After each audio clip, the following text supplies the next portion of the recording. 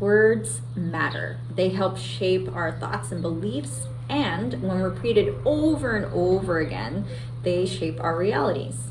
So, in this video, I will share a way to use words to our advantage to relieve stress and eventually change the way we think and the way we see the rest of the world.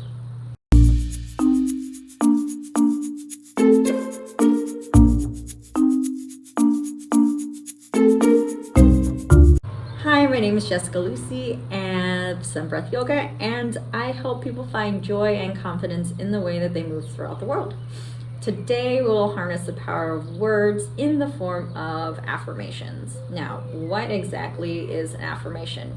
It is a phrase that you can repeat over and over again to kind of reset and recenter your mind. You can use these in times of stress to help recenter your thinking to something more constructive. So, how do you create these affirmation thingies in the first place?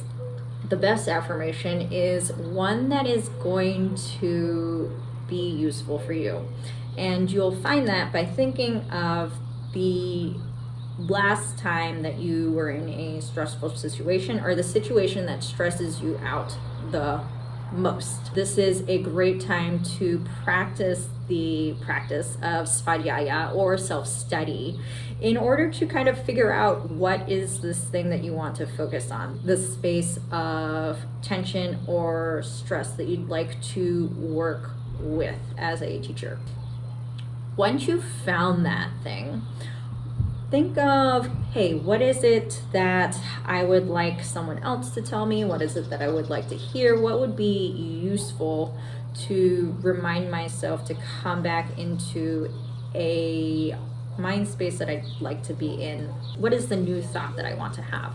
So what is the thing that I would like to hear or have someone tell me? Or the second option would be, what is the phrase that I would like to use to reset my mind space or reset my thought space?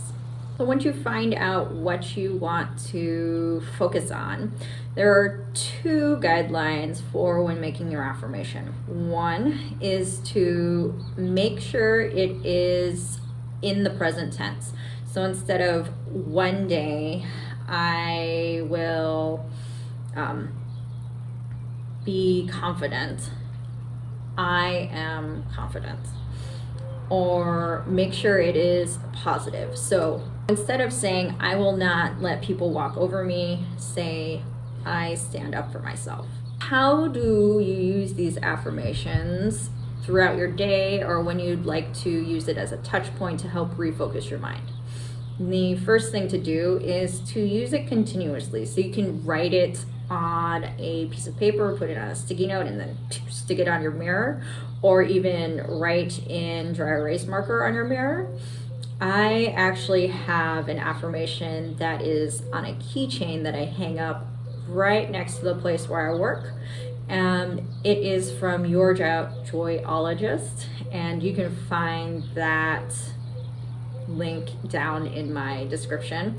Mine says, I am enough, because definitely when I work, I know that I can go into comparison mode a lot. So having that little reminder up by my workspace is super helpful for me. Another thing you can do is repeat it once you get into the situation that you made your affirmation about. If I get stressed out and super stressed out, the first thing that my mind goes to is, oh my gosh, I suck, I'm a worthless human being. So I tell myself, oh no, I am valuable and worthy of love because I exist. And I repeat that to myself over and over again. I also rub my heart space to kind of connect to my body and get into the heart space with that.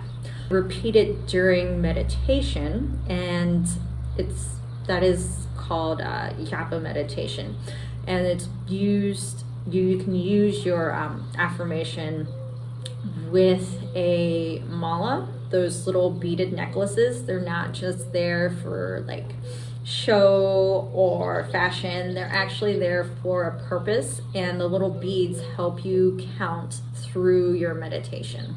I actually have a friend who makes malas. She hand knots all of them. And if you are interested in those, you could check out her website. She is goyogajo.com, and I'll have that down in the description as well. What do you do when you come up with a block? Well, if you are having trouble coming up with an affirmation or figuring out how to apply it to your life, you can always work with me. I help people apply yoga, mindfulness, and techniques like this to their lives to help them live more in alignment, have less stress, and find balance. If you are coming up to some type of ingrained pattern that you're just not getting through, that is not where I work. I recommend seeking like a therapist or a mindfulness coach or someone who specifically works with moving through blocks or these stuck patterns with you. Any questions, please put them in the comments. And if you'd like to learn other techniques about de-stressing, you can check out my de-stress, relieve stress playlist for this month, or subscribe to get the rest of the videos for this whole month of April de-stressing time. Thank you so much for watching, and I hope you have a wonderful rest of your day. Bye.